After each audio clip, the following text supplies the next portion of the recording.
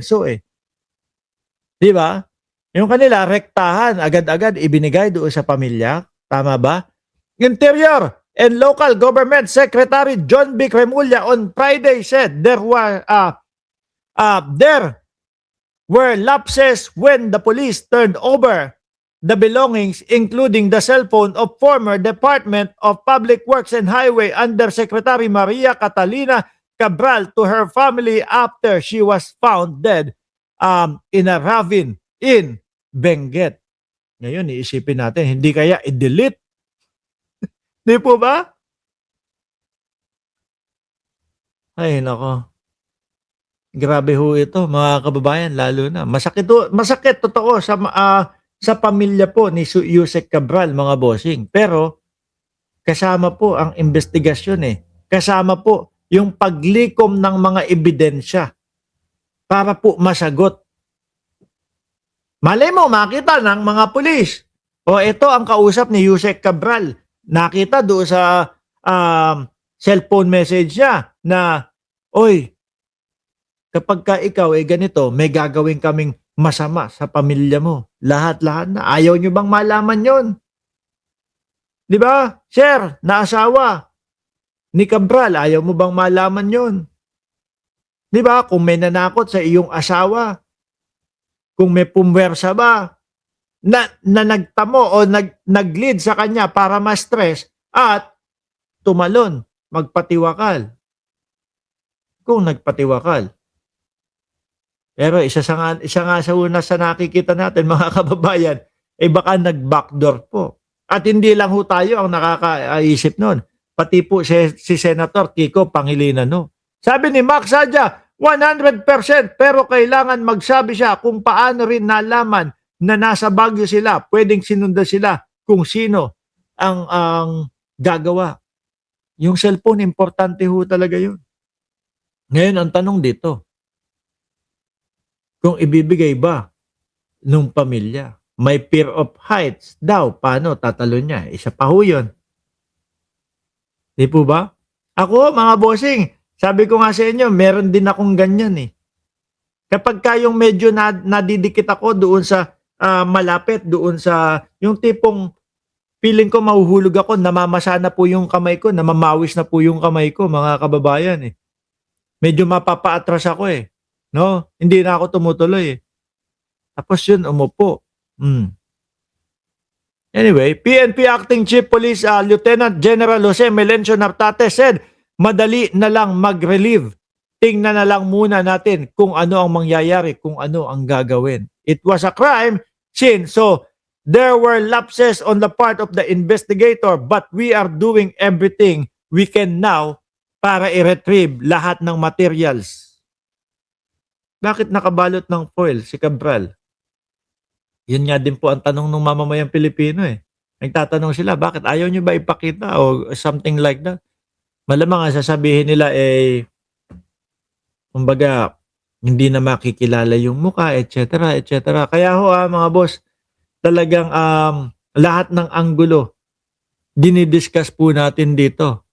Eto naman, si Leandro Legarda Lebiste, hindi ko ho alam kung bakit niya alam ito. No? May sinasabi itong si Lebiste. Yung ano ba, yung tipo bang, dahil po si Kiko Barsaga, mga boss Chipamo, sir, ay wala na, nalaos na po, siya naman ang kapalit, itong si Lebiste, no? Congressman Leandro Lebiste, may sinasabi dito, sinabihan ang mga anak ni Yumaong Yusek Cabral na hindi ilalabas ang bangkay ng kanilang ina hanggat hindi nila isinusuko ang cellphone nito. Totoo kaya yan? Baka gawa-gawa lang para pagmukain na pinupwersa yung pamilya. Hindi po ba? Ito ay kahit wala pang kasong naisampa laban sa kanya sa alinmang hukuman, nasa device niya ang listahan ng mga proponent ng DPWH insertion. Di kung ganyan ang makikita mo bilang asawa, mas ibibigay mo yun para makita kung sino, di ba? Yung mga nagpayari sa asawa mo kung meron man. No? Pero parang hindi ho interesado kasi yung pamilya. Parang hindi po interesado yung pamilya ni Cabral ho, mga kababayan, na i-autopsy pa at baka may makitang foul play, wala man pong bakas doon sa physical outside ng kanyang katawan, pero baka sa kalooban. May pinainom ng pampaantok, 2 pampaantok ang pinainom upang sa ganon, pag pinaupo sa gilid-giliran ng bundok, mahulog na lang ng kusa. Hinay. Di ba? Ulitin ho natin, mga boss chief mo, sir, ito po ay tinitingnan lang po natin yung mga bawat anggulo at hindi po natin sinasabi na ganun po talaga ang kanilang ginawa. Sabi ni YouTube JM, unang report, wala lang malay. After 5 hours, tsaka sinabing, patay na. No? Isa pa yan. Totoo. No? Kasi kapag ka sinabi mong wala lang malay, tapos pag walang malay lang, wala kang makikitang dugo. Kasi pagka nakita mo sa baba, no? Walang malay tapos may maraming dugo. Unang iisipin mo doon, patay na eh. Unang iisipin mo doon, na disgrasya na eh. No? Pero doon sa pagkakabalita, walang malay. So ngayon, iisipin mo, ang papasok sa isip mo, walang dugong nakita doon sa pinangyarihan. Tapos patay na. May threat siguro sa family kaya ayaw ibigay ang cellphone. Grabe ano, mga kababayan.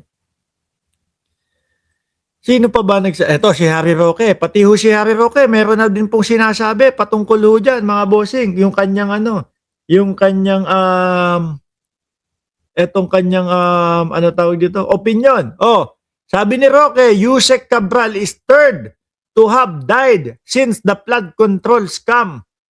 There, 2 were engineers from Ilocos Norte and Sorsogon.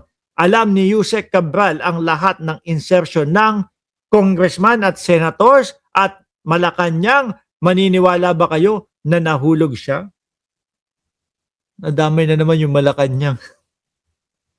Hindi ko maintindihan kung bakit pilit po nilang isinasama yung Malacanang samantala po ang nagpasimula, ang nagpauna at nagbukas ng mga investigasyon na yan ay mula po sa Malacanang, walang iba po kundi ang ating Pangulong Bongbong Marcos, mga bossing.